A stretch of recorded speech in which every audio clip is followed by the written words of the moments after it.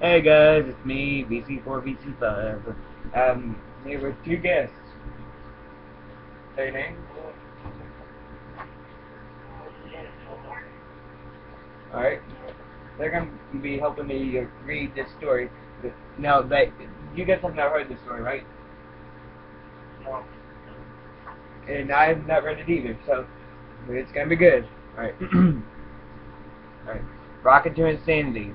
A story inspired by Sergeant Sprinkle's Cupcakes fanfic, read out loud by May VC4. Alright. Warning. This work of fiction contains material that may be sensitive to some readers.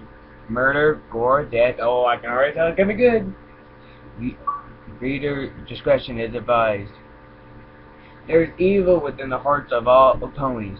Such is the balance of nature. It can only be prevalent for so long before evil musters its own forces and seizes upon the heart, twisting friendships into war, loyalty into deceit, and kindness into unadulterated hate. Unknown authors, 622 BL. Ah! Ah! Ah! Ah! Screams echoed through the cloud palace of Rainbow Dash's home. The filly startled, wide awake in a cold sweat, terror surging through her veins. Nightmares. Again. The 7th time this month. It was always the same one. The one with the cupcakes. Flashes of memory lanced through her head. Wings being hacked off, then ripped from their sockets. Needles plunging into her beating heart. Adrenaline injected into her body to keep her awake and alert as the torture went on. The smell of her own flesh cooking, the sight of her own blood and gore spilling from her surgically incised belly. The mastermind behind her terror toying with those glistening organs, like they were party favors. Oh! I can see why they say it's creepy. Right. She knew in her heart that Pinkie Pie would never be capable of doing such a gruesome act, but that thought didn't help to make the dreams any less vivid. The Pegasus pony sobbed openly, curling up in her blanket and rocking back and forth as her body trembled with fear. She openly curled up in her... Wait, what? Curling up in her blanket and rocking back and forth as her body trembled with fear. She hadn't told anybody about the dreams, about the lingering feeling of steel piercing flesh and blade cutting bone. Her work had suffered because of the constant night terrors, the nightmares being so powerful that she was simply afraid to going back to sleep. Some nights staying up altogether in an attempt to stave off the horrors for just one more night, and every pony wondered why she was spending most of her days napping in the open, in the daylight, because in the shining brilliance of the sun, it was the only way she could actually rest.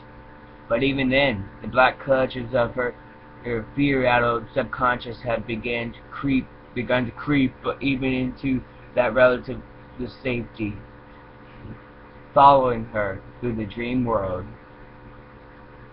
Dasha whimpered as tears streamed down her face, staining the fur on her cheeks, as wide eyes darted around the darkened scenery of her room, heart pounding in her chest as breath came before hiccuping sobs, her wings clinging tight against her form as paranoia began to clutch at the edges of her mind.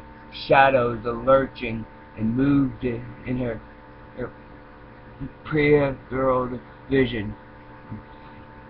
Routine and natural noises became distorted and echoed with her mind as adrenaline surged through her shivering form. This wasn't healthy.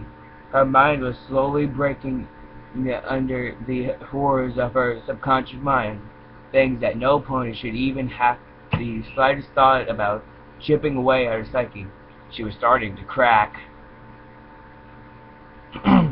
Jeez, this story's starting to get good.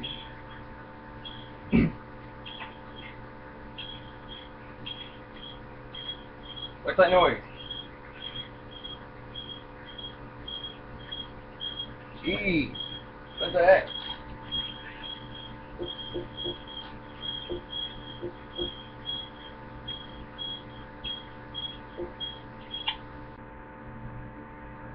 Alright. Now, for down with the noise, let's get back to the story. Rainbow Dash? Rainbow Dash, hey, has any pony seen Rainbow Dash around? Applejack trotted through the streets of Ponyville, looking high and low for the town's resident speedster pony. Bystanders just shot up through their... No, that's the video. Or the videos. Okay, 6 minutes. Sorry. We got 10. We got 6 more minutes to go. Alright, where was I? Horse feathers. Figures that pony is nowhere to be seen when you really need her.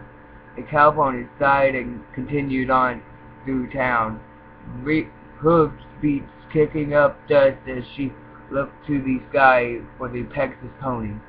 Through town, hoofbeats black. Darn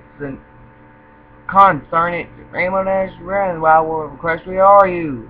A long yawn from the branches of a tree behind her met her answer. The pony in question, dipping a head down and gazing at Applejack's from an upside-down position. What, Applejack? What is it that's so important that you gotta interrupt my napping? The western pony stomped a hoof at the ground, growling at the Pegasus. Now you know why I'm making a fuss and fighting you.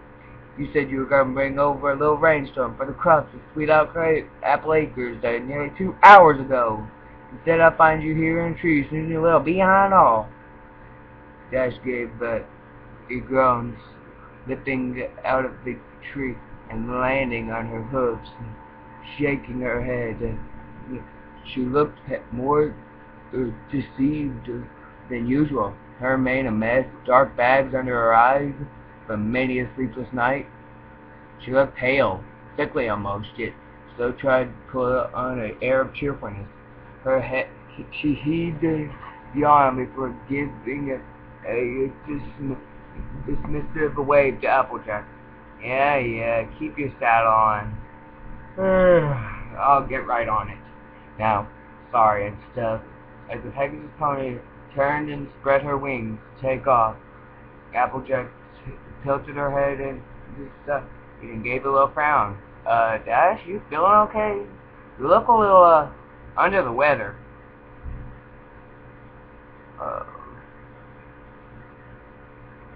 Dash grumbled, shrugging her shoulders as she gave her wings a little test flap. Fine, was the only response from the Pegasus. The cow pony behind her stepped forward, gave Dash's side a little nudge with her snout. You sure about that? She was cut off by the Pegasus, then jerked away from Applejack, starting up into the air as her eyes went wide. Don't touch me. I'm fine. Honest, just she nearly scared the beans right there. But I'm gonna start part 2.